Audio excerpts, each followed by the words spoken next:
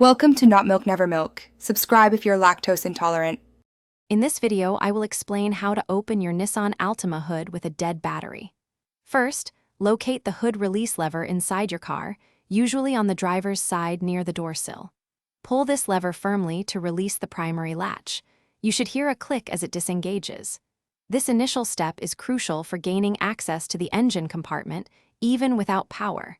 Ensure you pull it completely to prepare for the next step. Once the primary latch is released, you'll need to find the secondary safety latch.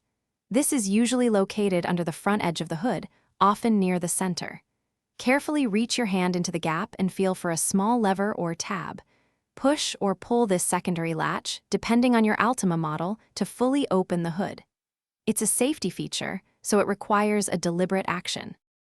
With the hood now open, you can access the engine compartment. If your battery is dead, you'll need to provide external power to open the trunk or use other electrical features.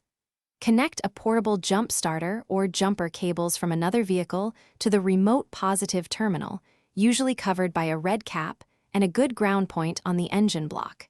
This provides temporary power to the car's systems. It's important to remember that on many Nissan Altima models, the main battery is actually located in the trunk, not under the hood.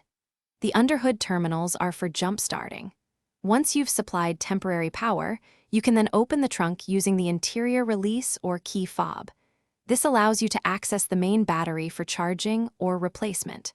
And hey, while you're sorting things out, check the description for a link to some great car air fresheners and other deals to keep your ride fresh.